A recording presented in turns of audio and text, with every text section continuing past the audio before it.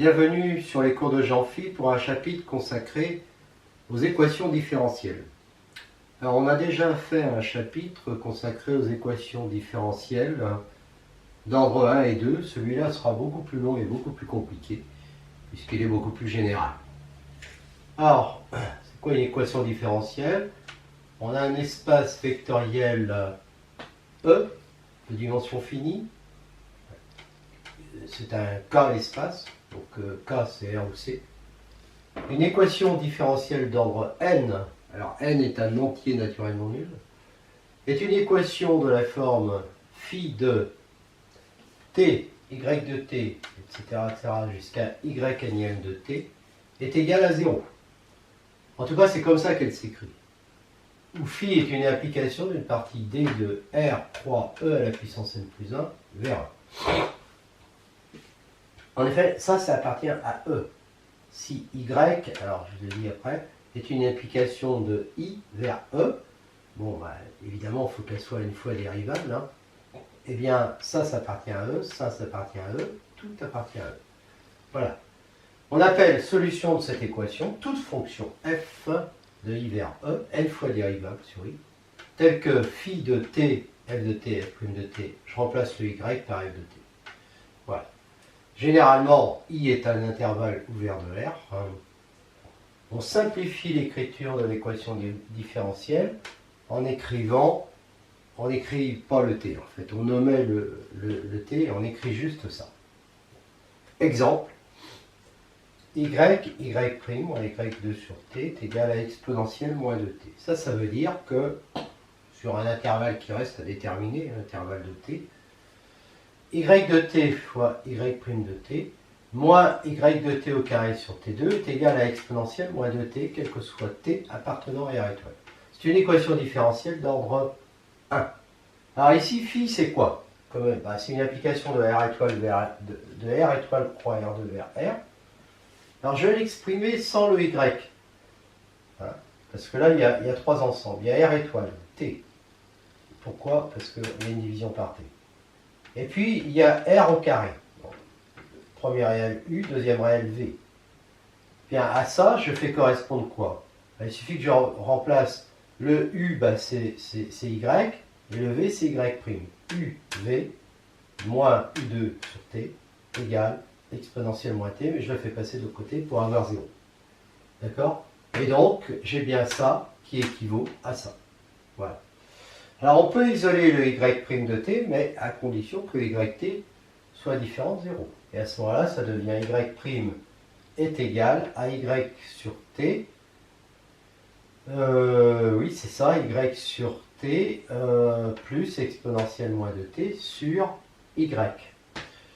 Alors, ça s'appelle une équation résolue. C'est-à-dire qu'on a isolé le terme de plus haut degré dans la dérivation, c'est-à-dire le degré n. Donc une équation résolue, c'est une équation de la forme y énième est égale à psi de t jusqu'à y d'ordre n-1, toujours n supérieur ou égal à 1. Psi est une application d'une partie d de r croix e puissance n vers 1.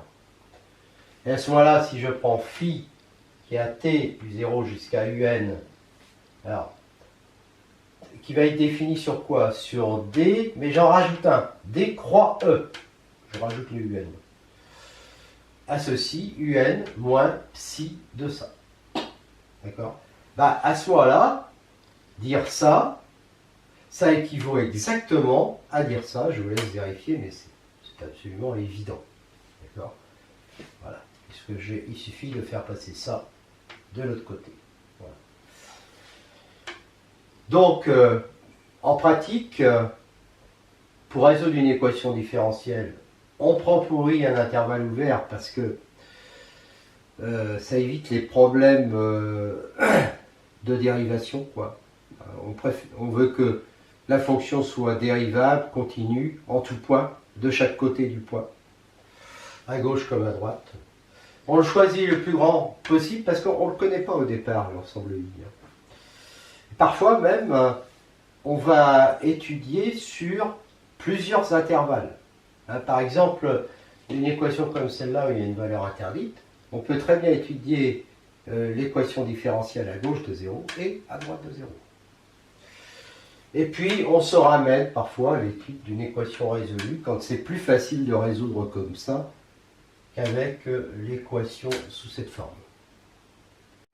Équation différentielle résolue d'ordre n supérieur ou égal à 1. Donc cette équation-là, où phi est une application continue définie sur un domaine D qui est inclus dans R3 E puissance n. Alors toute solution f définie sur un intervalle I de R est au minimum de classe Cn. Et si phi est de classe Cp, alors toute solution f est au minimum de classe P plus n. Démonstration. Soit f une solution, donc ça veut dire pour être solution que si t appartient à I, déjà ça appartient à D. D'accord? Et que f énième de t doit être égal à ça. D'accord? Bon, mais comme f énième de t existe sur I, que les f' jusqu'à fn-1 sont continus, ainsi que phi. Donc tout ça c'est continu. D'accord? Donc f énième de t, f énième va être continu sur I. Et c'est gagné. Supposons que phi soit maintenant de classe Cp. Montrons par récurrence sur K que f est de classe Cn plus K. Alors, pour l'ordre K égale 0, bah, ça vient d'être fait. Pour, supposons le résultat vrai à l'ordre K inférieur à P, et donc f est de classe N plus K. Alors, fn-1 est évidemment de classe K plus 1, puisque n-1 plus K plus 1, ça fait N plus K. Donc on a ça, donc phi est de classe K plus 1. Donc phi, f', puisque ça c'est de classe K plus 1, tous les autres avant aussi. Ils sont tous de classe K plus 1. Donc ça c'est de classe K plus 1. Et donc f énième aussi. Et donc f est de classe N plus K plus 1. Voilà. Le problème de Cauchy, alors ça c'est très important, on va passer beaucoup de temps à le démontrer tout à l'heure, c'est de trouver des solutions d'une équation différentielle, phi de voilà, égale 0, définie sur un intervalle I contenant le réel T0, est telle que si y0, y1 jusqu'à yn-1 appartient à En avec T0, y0, y1, yn-1 appartenant à D quand même, eh bien on veut avoir, en plus de ça, on veut avoir f km de T0 qui est toujours égal à y temps. Voilà. Alors c'est ce qu'on appelle des conditions initiales. Alors le problème, c'est de savoir si ça c'est possible. En fait, on va voir que ces équations différentielles, elles ont toujours des solutions, moyennant quelques hypothèses, mais il n'en faut pas beaucoup. Et que, en fait, dès qu'on impose des conditions du genre problème de Cauchy, on obtient une seule solution. Voilà. Équation d'ordre 1, E est un K espace vectoriel de dimension P supérieur ou égal à 1, phi une application d'un ouvert U, partie ouverte de R3 vers E, et une équation différentielle Y' égale phi de Ty. T0 appartenant à R, X0 appartenant à E, f continue de I vers E, où T0 appartient à l'intervalle I, et on suppose que f de T0 est égal à X0, et que Tf de T appartient toujours à U. Alors on va démontrer que f est une solution de l'équation différentielle, si et seulement si f de T est égal à X0 plus somme de T0 à T de phi de U, f de U du, quel que soit T appartenant à I. Voilà. Démonstration. Alors, si c'est une solution, vérifie ça. Et donc, on l'a démontré, f' va donc être continu, donc intégrable. Donc, f de t va être égal à f de t0 plus somme de t0 à t de f' de u du. Mais f' de u, c'est phi de u, f de u. D'accord? Et donc, on obtient x0, puis on obtient ça. D'accord? Voilà. Réciproquement, supposons qu'on ait ça. Alors, phi et f sont continus. Donc ça, c'est continu. Donc ça veut dire que le résultat en t, là, il est dérivé. D'accord? Ça c'est continu. Donc le résultat en t, c'est-à-dire f de t, va être dérivable. F' de t va être égal à ce qu'il y a sous le signe somme. Donc ça, tu le dérives, ça fait 0. Et sous le signe somme, ça fait phi de t en f de t. Quel que soit t appartenant à i. Donc ça veut dire que f est solution de 1.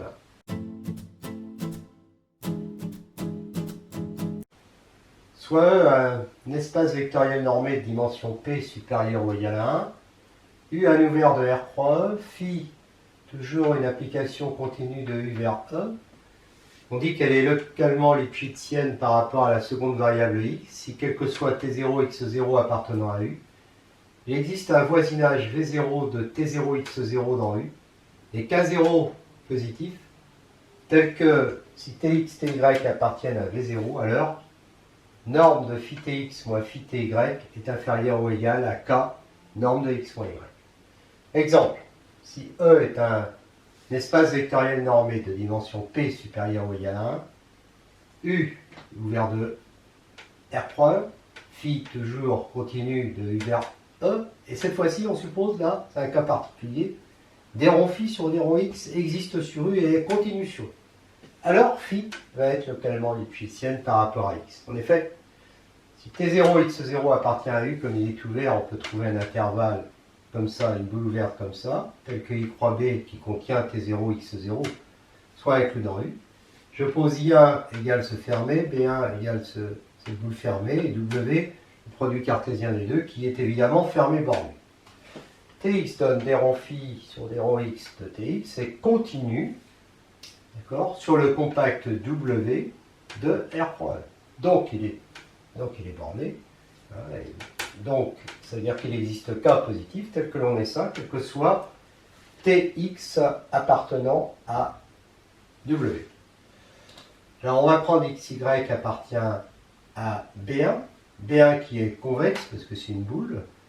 Donc, d'après le théorème des accroissements finis, eh bien, puisque des ronds phi sur des ronds x est continu et qu'elle vérifie ça, on a phi de Tx moins phi de Ty en norme, qui est inférieur ou égal à k, norme de x moins y. Quel que soit tx, ty appartenant à w. Donc phi est localement lipschitzienne par rapport à la variable x. Alors c'est notamment le cas si phi est de classe C1 sur U, parce qu'on sait que si phi est de classe C1 sur U, des ronds phi sur des ronds x va être continu sur U. Alors là, on va démontrer maintenant, mais c'est très long, en 2 étapes, l'existence et l'unicité des solutions au problème de Cauchy, avec des hypothèses évidemment, pas n'importe quelle hypothèse. Donc, on va d'abord voir l'unicité. Alors j'énonce le problème, et ensuite on démontrera l'unicité. Soit E, un espace vectoriel normé de dimension P supérieure ou égale à 1, U ouvert de R', phi de U vers E continue lipschitzienne par rapport à X, soit F et G, deux solutions de l'équation différentielle y' égale phi ty, définies sur le même intervalle I de R. On suppose qu'il existe T0 appartenant à I, tel que f de T0 est égal à G de T0. Eh bien, de supposer uniquement ça, ça implique que f est égal à G sur I. Autrement dit, si f de T0 est égal à G de T0, alors f de T est égal à G de T, quel que soit T appartenant à I, c'est ce qu'on va juste démontrer après. Soit donc f l'ensemble des T appartenant à I, vérifiant f de T est égal à G de T. C'est-à-dire f moins G moins 1 de 0, qui est non vide parce que T0 appartient à I, f de T0 égale G de T0. De plus, f et G sont continus, donc f moins G aussi, et comme 0 est un fermé de E, f moins G de O, de 0, et donc un fermé aussi. Donc, grand F est fermé. Alors, on va montrer que F est ouvert. F est un fermé de R. Soit T1 appartenant à F, donc ça veut dire que FT1 est égal à G de T1, on va appeler A, ces deux valeurs égales. Phi est lipschitzienne par rapport à X, donc il existe alpha bêta K positif, tel que si on a ça, alors on a ça. Comme F et G sont continus, il existe nu positif et on peut choisir nu inférieur à alpha. Tel que ça implique ça, ça c'est la continuité en A, inférieur ou égal à bêta. et ça inférieur ou égal à bêta, c'est la continuité de G en A aussi.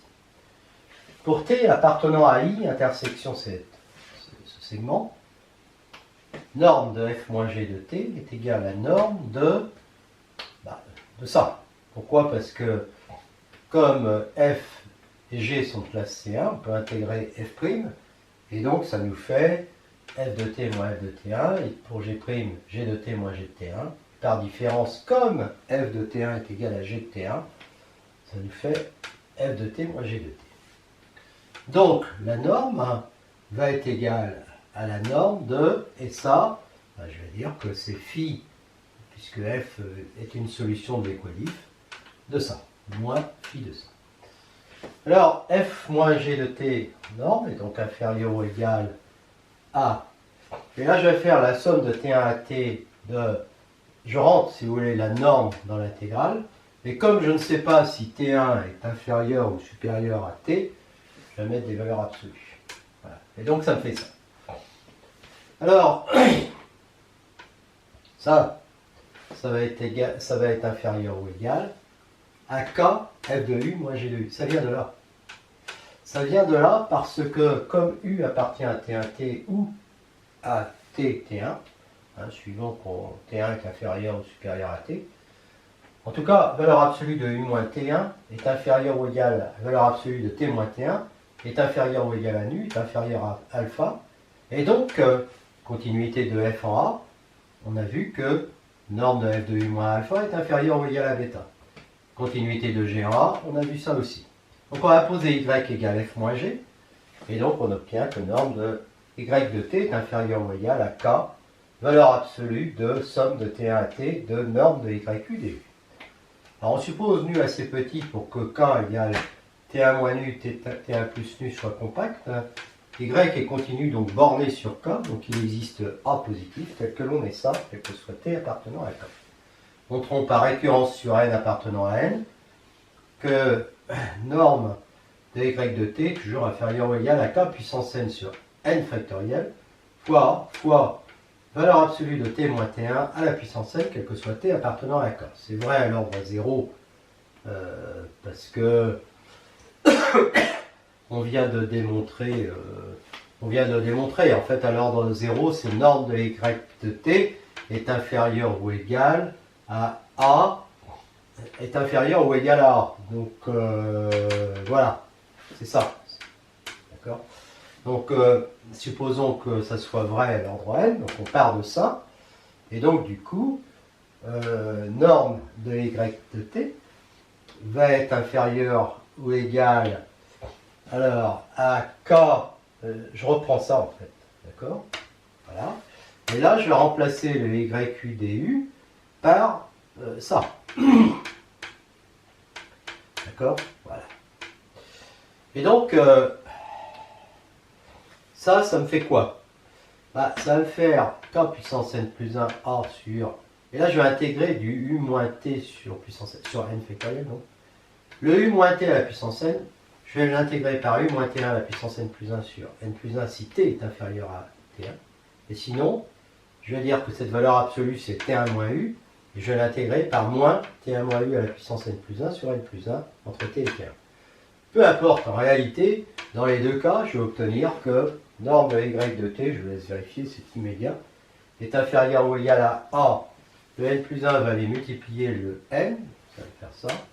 Le k, alors, il y a peut-être un k que j'ai... Oui, il y a celui-là, mais celui-là, je l'avais déjà mis avec k puissance n, donc il fait k puissance n plus 1, d'accord? Le a, voilà.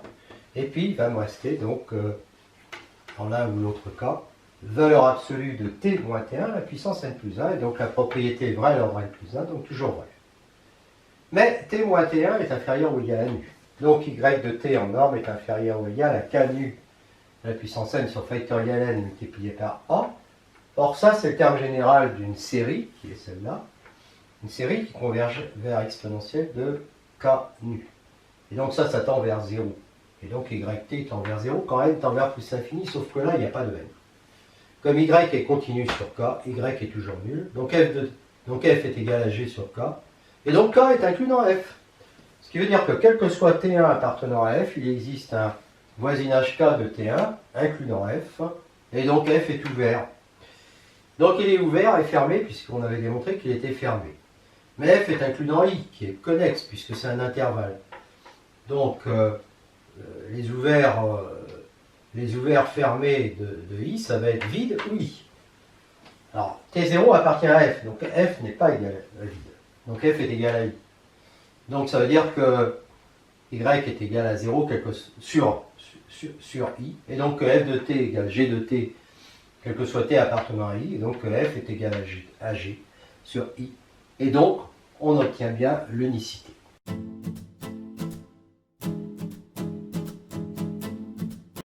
On démontre maintenant la partie de l'existence d'une solution dans le théorème de Cauchy. Donc, phi est une application d'un ouvert U de R croix E vers E continue, localement lipschitzienne. On va démontrer que si T0 x0 appartient à U, il existe un intervalle ouvert tel que l'équation différentielle a une unique solution vérifiant f de T0 égale x0. Démonstration, donc, il existe trois constantes positives telles que si on a ça, alors on a ça. C'est le côté localement lipschitzienne. Comme U est ouvert, on peut trouver aussi deux constantes positives de façon donc suffisamment petite pour que ça soit inclus dans U. Donc on prend compact, comme ça, comme phi est continu, on va pouvoir dire qu'elle est bornée sur K. Donc il existe M tel que l'on est ça sur K. On pose H égale 1 de alpha bêta sur M, et on prend comme intervalle I cet intervalle-là. X0, c'est une application constante qui a T appartenant à I associé la constante x0 qu'on avait au départ, ce x0 là. Et donc elle est continue évidemment et elle vérifie ça. Supposons qu'on ait pu construire une fonction continue xn sur I, vérifiant ça quel que soit T appartenant à I. Alors, si on prend U appartenant à I, comme on a ça et ça, donc on a U xn de U qui appartient à l'intervalle à l'ouvert U, soit xn plus 1, la fonction de I vers E qui a T associe x0 plus somme de T0 à T de phi de U xn de U du. Alors ça c'est continu, donc le résultat va être continu sur U. Xn plus 1 moins x0, ça va faire l'intégrale, d'accord. Et donc ça va être, comme le phi est inférieur ou égal à m, ça va être inférieur ou égal à ça. Donc à mh, donc à bêta, quel que soit t appartenant à i. Donc en partant de x0 et avec cette relation de récurrence, on a su construire une suite xn de fonctions continues, vérifiant ça. Soit un maintenant égale xn plus 1 moins xn, donc continue. Soit n supérieur ou égal à 1, norme de un de t est égale à norme de xn plus 1 de t moins xn de t. Donc, en remplaçant ça là, pour xn plus 1 et pour xn, on va obtenir ça. Et donc, ça, grâce au côté lipschitzien, ça, on rend inférieur ou égal à k fois ça. Et donc, oui, c'est ça. Donc après, eh bien après, il suffit de dire quoi? D'abord, je reconnais que c'est un-1 ici. Voilà. Car, alors, oui, il faut quand même justifier ça. Pourquoi j'ai eu le droit de faire cette majoration? C'est parce que quand T appartient à I, et U appartient à T0T ou à T0 suivant que T0 est plus petit ou plus grand que T, T moins T0 est inférieur ou égal à alpha 1, et xn de U moins x0 en norme est inférieur ou égal à bêta 1, et norme de xn moins 1 de U moins x0 est aussi inférieur ou égal à bêta 1. Donc c'est pour ça qu'on a pu faire ça. Bon. Alors, maintenant, si je prends U0 en norme, donc U0, ça va être x1 moins x0. Hein. Donc, en fait, comme le x1 c'est x0 plus quelque chose, x1 moins x0, bah, ça va faire juste l'intégrale. Hein, et là, je vais avoir x0 à la place de xn. Donc, et x0, c'est petit x0, c'est la constante.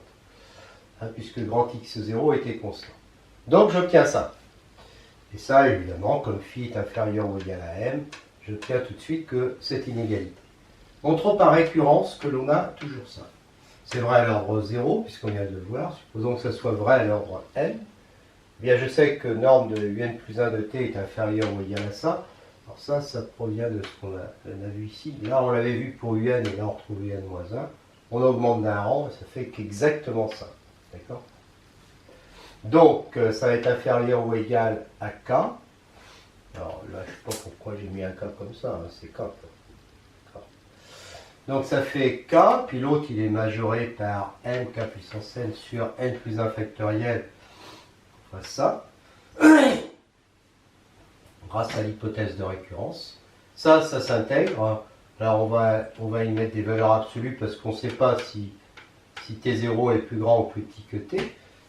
Et donc ça s'intègre et on a déjà fait ça tout à l'heure pour l'unicité. Et on obtient ça. Donc la propriété est vraie à l'ordre n plus 1. Et donc on a toujours ça, quel que soit t appartenant à i. Alors on remarque que t moins t0 il est inférieur ou égal à h. Donc ça fait k, tout ça c'est inférieur ou égal à k puissance n, h puissance n plus 1 fois n sur factoriel n plus 1. Et comme la série des kh à la puissance n plus 1 sur n plus 1 factoriel, il suffit que je divise par k et que je multiplie par k pour que ça ressemble à ça, est convergente, le terme général tend vers 0, et donc la série un plus 1 de t est la série somme des un plus 1 de t est normalement donc uniformément convergente. Donc uniformément de Cauchy. Donc quel que soit epsilon positif, il existe n, tel que si n et p soient supérieurs ou égal à n, on a ça. D'accord? Donc, si je prends xn plus p de t moins xn de t, et que je l'écris comme ça, et que j'applique une égalité triangulaire, je vais avoir ça. Et ça va me faire ça. Et ça, je viens de voir que c'est inférieur ou égal à epsilon. Donc la suite xn, la suite cette fois-ci, est uniformément de Cauchy, donc uniformément convergente. Car E est un espace vectoriel normé de dimension finie, donc complet. Donc on a une suite xn de fonctions continues uniformément convergentes. Donc sa limite grand X va être une fonction continue, parce que les xn sont continus. Quel que soit n appartenant à grand N, norme de xn de t moins x0 est inférieur ou égal à bêta, quel que soit t appartenant à i. Et xn converge uniformément vers x.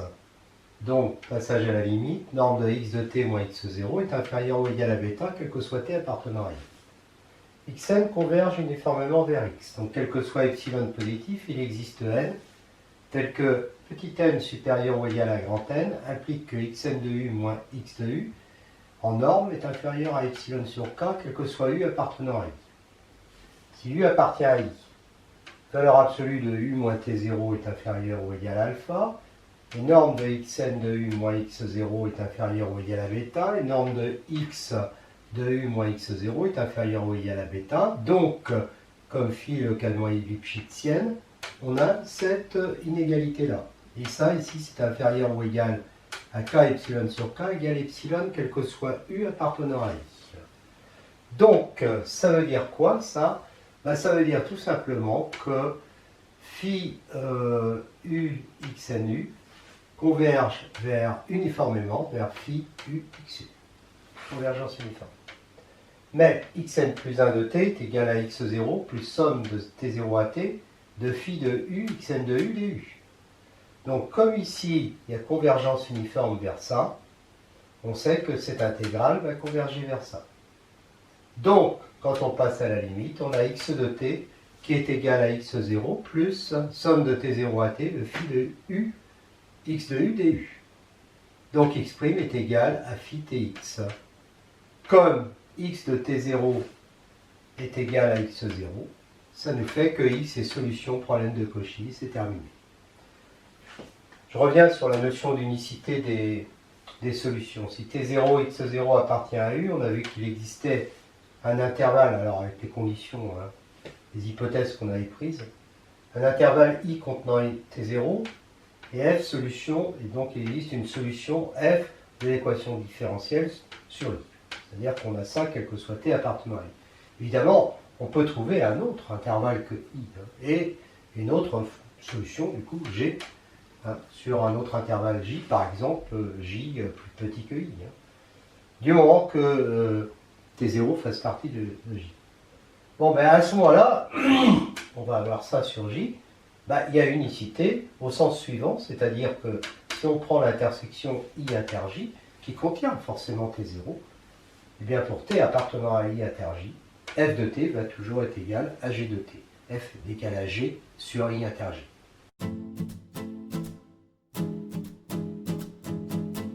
La variable séparée. Ce sont des équations différentielles de la forme y' égale f de x sur g de y.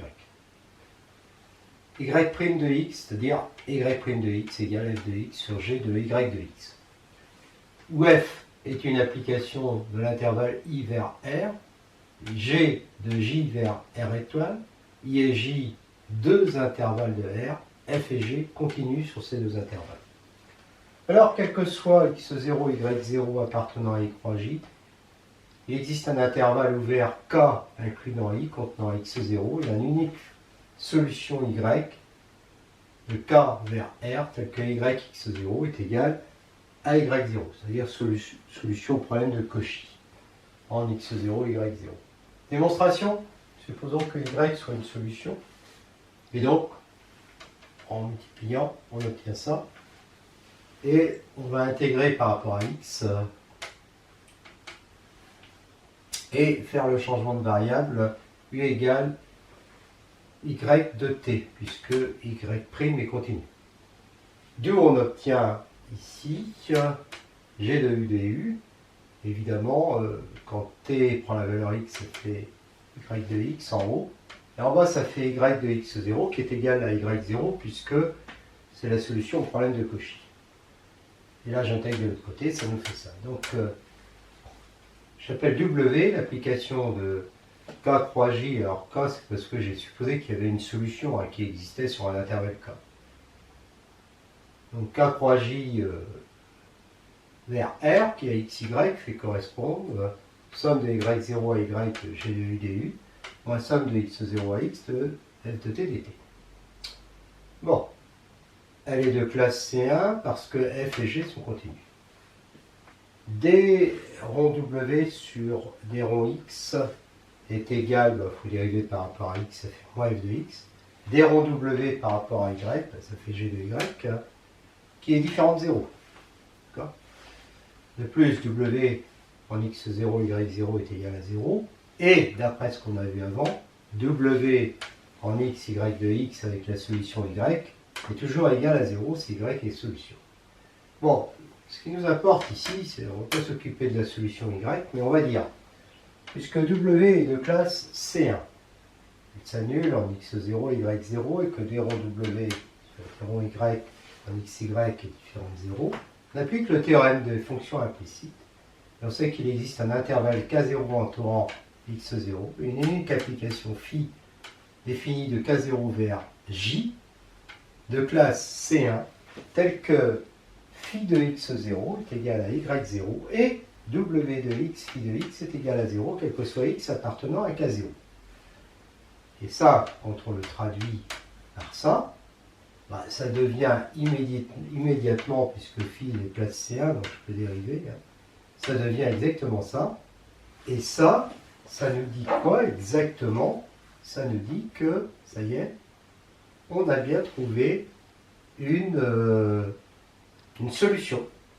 Une solution qui est donc la fonction phi. Et donc ça nous démontre d'un seul coup, hein, s'il y a une solution à vérifier ça, si on vérifie ça, bah, on donne la solution et son unicité. Voilà. Donc on a bien répondu au problème de Cauchy. Exemple, y' égale exponentielle x plus exponentielle x plus y. Bon, qui peut s'écrire en factorisant exponentielle x ici, y' sur 1 plus exponentielle y égale exponentielle x. Ou encore y' égale f de x sur g de y, où f de x égale exponentielle x et g de y égale 1 sur 1 plus exponentielle y. Donc ce sont deux fonctions f et g, c'est infini sur R, et on a bien une équation à variables séparées. On intègre avec t égale exponentielle de y de x pour trouver la solution. Et donc, on va intégrer quoi? On va intégrer à cet endroit-là. C'est-à-dire, on a mis d'un côté y, d'un côté x. Donc, somme de x0 à x de y' de x sur 1 plus exponentielle y de x, j'ai oublié de mettre x, il y a la somme de x0 à x d'exponentielle x dx. Donc ça me fait ça. Alors, le exponentiel en y de x0, bah c'est y0. Et quand j'intègre ça, quand je fais le changement de variable, je ne sais plus si je l'ai écrit quelque part, mais j'ai évidemment dt qui est égal à y' de x dx exponentielle de y de x. Donc en fait, je vais avoir le y' de x dx qui va être égal à dt sur l'exponentielle. Et l'exponentielle c'est t. Donc ça fait dt sur t, et ça c'est 1 plus t. Voilà. Et de l'autre côté, quand j'intègre, ça fait exponentielle x moins exponentielle de x0. Bon, ça, je peux l'intégrer par ln de valeur absolue de t sur 1 plus t, entre ça et ça, et donc c'est égal à ça. Et puis, bon, je prends cette valeur en remplaçant t par exponentielle y de x, puis il y a une soustraction, j'envoie de l'autre côté, ça fera une constante, hein. Et ensuite, pour me débarrasser du logarithme, je passe à l'exponentielle. Je vais donc obtenir que exponentielle de y de x sur 1 plus exponentielle y de x, alors je peux même me placer des valeurs absolues puisque les deux sont positifs, va être égal à exponentielle de, alors j'ai dit qu'il y aurait une constante après le exponentielle x, donc ça fait exponentielle de k plus exponentielle x. Voilà ce qui arrive si y est une solution. Et donc ça fait exponentielle de y de x qui est égal à exponentielle de k plus exponentielle de x plus ça.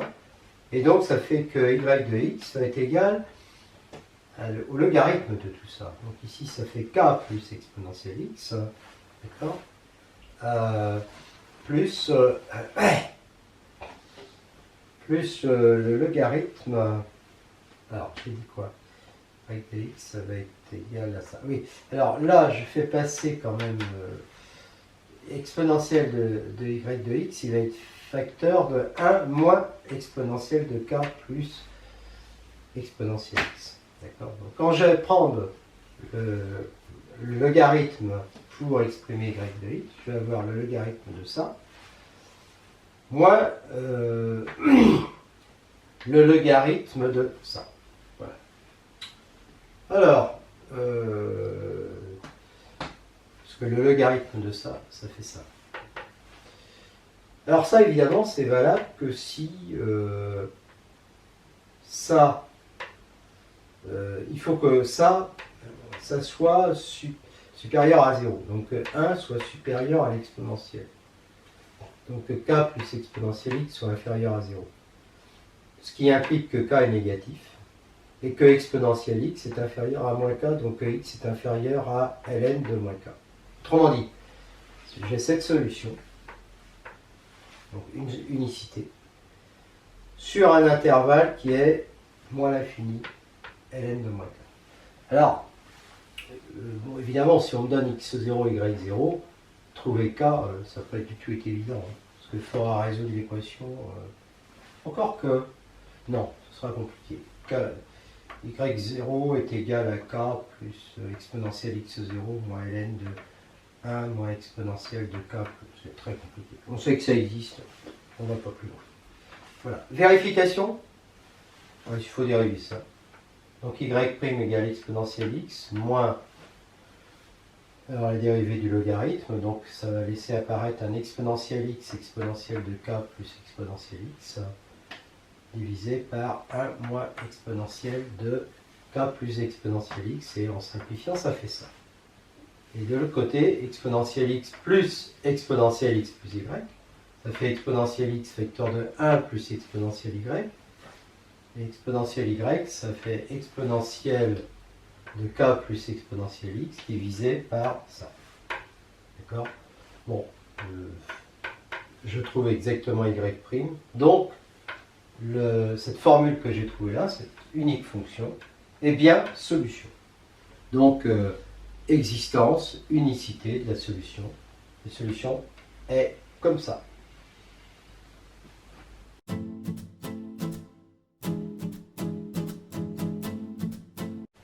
Équation homogène du premier ordre, y' égale f de y sur x, où f est une fonction définie sur un intervalle i de r à valeur dans R continue. Si x0 et y0 appartiennent à R, que x0 est différent de 0 et que y0 sur x0 appartient à l'intervalle i, alors il existe un intervalle k contenant x0 et une unique solution y telle que y de x0 est égale à y0, une solution à cette équation différentielle. Ce qui signifie que quel que soit x appartenant à k, x est différent de 0, y de x sur x appartient à i, f de y sur x, f de y de x sur x est égal à y' de x, et y de x0 est égal à y0 bien sûr. Démonstration, si y est une solution, on pose t de x égale y de x sur x, quel que soit x appartenant à k, ce qui nous fait y égale tx, puis en dérivant. Et l'équation 1 est donc équivalente à dire que t' de x fois x plus t de x est égal à f de t de x. Donc ça nous fait ça, qui est une équation différentielle à variables séparées, et dont on a vu déjà qu'il existait des solutions, et même une unique solution, au voisinage de chaque point quand on se donne x0 et y0, c'est-à-dire une unique solution au problème de Cauchy. Donc ici en x0, y0 sur x0, puisque j'ai posé t égale y sur x. Bon, le mieux c'est de rentrer dans un exemple. X, y, y' égale y2 moins x2, qui peut s'écrire comme ça. Donc on voit bien que c'est f de y sur x, en prenant pour f t moins 1 sur t. Donc c'est une équation homogène. On pose t égale y sur x, donc on a ça, on dérive, qu'on met dans 1, et par simplification, on a xt' est égal à moins 1 sur t, donc tt' est égal à moins 1 sur x. Qu'on intègre par t de x au carré sur 2 égale moins ln de valeur absolue de x plus constante, puis en multipliant par 2, t de x au carré est égal à moins ln de x2 plus 2 fois la constante que j'appelle lambda. Et donc, alors évidemment, il faut que ça soit positif, donc que lambda moins ln de x au carré soit positif, ce qui équivaut à dire que ça est inférieur à lambda, et donc que x2 est inférieur à exponentielle lambda, et donc que x est inférieur à exponentielle lambda sur 2. À ce moment-là, on a y2 sur x2 qui est égal à lambda moins ln de x2. Et donc, on va avoir y qui va être égal à plus ou moins racine carrée de ça. Donc, si je me donne x0, y0 appartenant à R étoile croix R, je vais avoir, si x0 et y0 ont le même signe, je vais avoir y0 sur x0 qui est positif. Et donc, à ce moment-là, j'aurai y0 égale x0 racine carrée de lambda moins ln de x0 au carré. Et j'aurai donc y égale x racine carrée de lambda moins ln de x2. Et si, ça, c'est quand c'est positif. Alors le lambda, il est facile à trouver, c'est évident. Hein. Et puis, si y0 est égal à moins x0 racine carrée, j'aurai pour les solutions générales y égale moins x racine carrée. Et bon, le lambda en mettant au carré, de toute façon, ça ne va rien changer au résultat. J'ai toujours la même formule pour donner le lambda. Donc j'ai l'unicité du lambda, et donc j'ai l'unicité de la solution au problème de Cauchy. Si y est égal à ça, je dérive y' est égal à ça. xy, y', donc il suffit de multiplier y' par xy, donc xy c'est x2 racine, donc ça fait x2 racine, donc ça fait x2 fois ça, moins x2. Et ça c'est exactement y2 moins x2. Idem si y est égal à moins x racine de lambda moins ln de x2. Donc en fait j'ai bien une existence et unicité des solutions. D'accord? Voilà.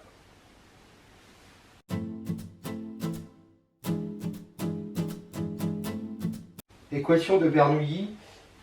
Donc elles sont du type y' de t est égal à a de t, y de t, plus b de t, y de t à la puissance n étant un entier naturel non nul. Où a et b sont deux fonctions continues sur un intervalle i de grand R, la direction de grand R. Phi, si j'appelle phi l'application de i croix R vers R qui a tx, associe a de t fois x fois b de plus b de t fois x puissance n, elle est continue en tx, car a et b sont continues en t. Et des ronds phi sur des ronds x existent, et en tx, elle vaut quoi? Là, elle vaut a de t plus n b de t x à la puissance n-1. Et ça, c'est continu. Donc phi est localement lipschitzienne, et donc l'équation a des solutions au voisinage de tout point, et on sait que ce sont des solutions une solution unique pour répondre au problème de Cauchy. Si n est égal à 1, ça donne une équation, là ça nous fait yt, donc ça nous fait ça. Ça, on sait résoudre, hein, c'est une équation. On a fait un chapitre sur les équations différentielles linéaires, scalaires d'ordre 1 et 2. Et donc ça c'est d'ordre 1, on sait résoudre. Si n est supérieur à 1, eh bien si n est supérieur à 1, on va considérer un intervalle sur lequel y ne s'annule pas, et on va diviser tout ça en fait par y à la puissance n, si bien que y' sur y de t à la puissance n va être égal à a de t sur y de t à la puissance n-1 plus b de t. Si on pose z de t égale 1 sur y de t à la puissance n-1, z' va être égal à moins n-1 y sur moins n-1 yt à la puissance n y'. Là, il manque un y'. Et donc, j'obtiens que y' sur y de t à la puissance n est égal à z' sur 1 moins n. Z' sur 1 moins n. J'ai laissé le moins ici. Qui va donc être égal à a z plus b. Et ça, on sait résoudre. D'accord? Parce que c'est du premier ordre. Donc, concrètement, sur un exemple, hein, y' égale y plus x2 sur y2. Si je divise par y, donc sur un intervalle où la solution ne s'annule pas, j'obtiens y' sur y2 égale 1 sur y plus x2. Après, si je pose z égale 1 sur y, donc z' égale moins y' sur y2, donc ça obtient moins z' est égal à z plus x2. Donc, l'équation sans second membre. Donc c'est z' égale moins z, je sais résoudre, hein, ça me fait ça, je ne reviens pas là-dessus. On a fait un chapitre encore une fois là-dessus. Puis variation de la constante pour obtenir une solution particulière. Donc quand on dérive, ça fait lambda prime exponentielle moins x moins lambda exponentielle moins x. Et comme il y a un moins devant, ça nous fait ça, qui doit être égal à ça plus ça. Ça se simplifie et on obtient ça. Alors on peut chercher une solution de la forme lambda égale à x2 plus bx plus c exponentielle x. D'accord? Et donc, on va obtenir lambda prime égale 2ax plus b plus ax2 plus bx plus c exponentielle x. D'accord? Et on veut que ça soit égal à ça. On identifie les termes et on obtient facilement ça, puis ça. Donc la solution particulière, ça va être z égale lambda exponentielle moins x. Alors, lambda exponentielle moins x, ça supprime ça. Hein. Donc, il ne reste plus que ax2 plus bx plus c, c'est-à-dire moins x2 plus 2x moins 2. Voilà. Donc, la solution générale, ça va être lambda exponentielle moins x plus cette solution particulière. Et donc y, parce qu'on avait fait un changement, hein, z égale 1 sur y. Ça c'est z qu'on vient de trouver. Hein. Donc ici, y égale 1 sur z, bah, ça va faire ça. Alors évidemment, c'est valable que sur un intervalle où ça ne s'annule pas. Alors comment trouver lambda? Bah, comment trouver lambda? C'est en fonction des conditions de Cauchy. Hein. Si on donne x0, y0 appartenant à R2 et que y0 est différent de 0, bon bah, il va y avoir un seul lambda, bien sûr, tel que 1 sur lambda exponentielle moins x0, moins x0 carré plus 2x0 moins 2 est égal à y0. Bon, ça c'est évident qu'il y a un seul lambda. Donc une unique solution, problème de Cauchy. Si y0 égale 0, là c'est plus compliqué. Parce que donc la solution, elle doit vérifier, parce que je reprends l'équation, elle est là, là. Donc y0 vaut 0, en 0 ça vaut 0. Donc y'0 vaudra aussi 0. Donc y' en x0 vaudra 0. Alors, si y ne s'annule qu'en x0, sur un voisinage de x0. Alors pour x différent de x0, on va avoir une solution comme ça. Mais le problème de cette solution-là, c'est que ça ne va pas tendre vers 0 quand x va tendre vers x0. D'accord? Donc en fait, la solution au problème de Cauchy, ce ne sera pas une solution qui s'annule qu'en x0. En fait, c'est une solution qui va s'annuler tout autour de x0. Donc ça va être y égale 0 sur un intervalle qui entoure x0. Et ça sera l'unique solution.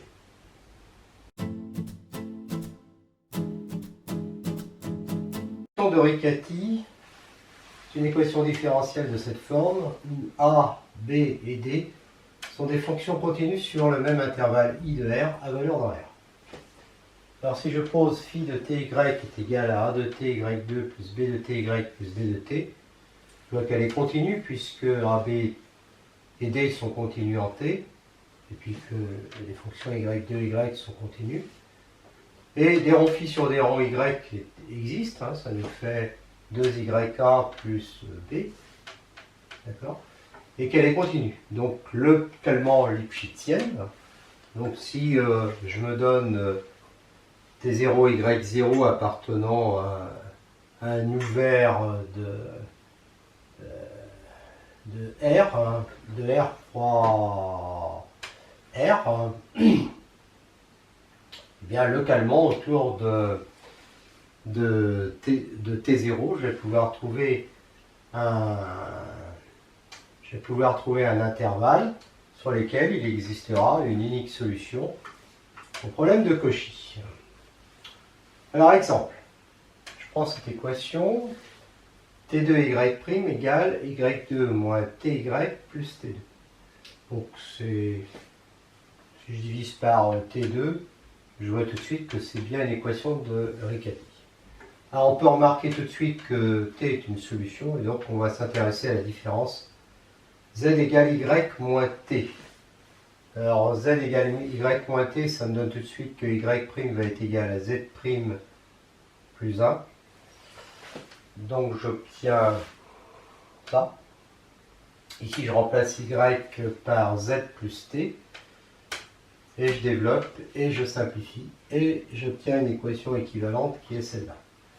Et que je peux écrire z' sur z de t2 est égal à 1 plus t sur z sur un intervalle k où y ne s'annule pas. Alors si je pose v de t est égal à 1 sur z de t, je vais obtenir v' égale moins z' sur z2. Et de suite, je vais avoir moins v' t2. Je vais avoir que ça implique ça. 1 plus tv. Et donc v' est égal à moins v sur t moins 1 sur t. T différent de 0. Alors l'équation homogène de cette équation-là, c'est v' égale moins v sur t. Et donc ça en divisant par v, v' sur v égale moins 1 sur t. Et en passant au logarithme, on obtient tout de suite que v est égal à lambda sur t, où lambda appartient à r. Et on peut rechercher une solution particulière par la méthode de variation de la constante. Donc v' égale lambda prime sur t moins lambda sur t2. d'accord, qui est égal à moins V sur T, c'est-à-dire moins lambda sur T2, moins A sur T2, donc ces deux-là s'en vont, ça fait lambda prime égale moins A sur T, et donc lambda T est égal à moins ln de valeur absolue de T convient. Et du coup, ça fait V de T, la solution générale, ça va être lambda sur T moins ln de valeur absolue de T sur T. Du coup, Z de T va être égal à ça. Alors évidemment, il ne faut pas que ça s'annule. Et Y de T va être égal à T plus Z, donc à T plus ça.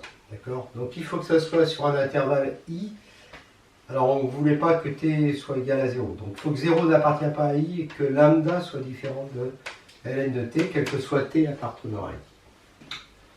Alors si cet intervalle I est du côté des nombres positifs, eh bien, ça me donnera que lambda moins ln de T est égal à 0 si T égale exponentielle T. Donc Y va être défini sur ça, exponentielle lambda, pardon, union ça, d'accord. Et sur si I est du côté des nombres négatifs, il fera ça. Ça, on aura ça si T est égal à ça. Donc, on aura Y qui sera défini sur cet ensemble-là. D'accord? Toujours par cette formule, simplement, ici, pour T positif, on mettra T, alors que dans l'autre cas, on mettra ln de moins T. Dans chaque cas, si on se donne T0 appartenant à K et Y0 appartenant à R, Y0 différent de T0, à ce moment-là, on voit tout de suite que cette équation-là, tout comme celle-là dans le deuxième cas, ont bien une unique solution à lambda. D'accord? Et pour T0 différent de 0 et Y0 égale T0, YT égale T est l'unique solution. Alors après, il y a d'autres cas à aborder que je n'aborde pas ici, comme le cas T0 est égal à 0. Voilà, je n'ai pas tout résolu, pas tous les cas particuliers de cette équation.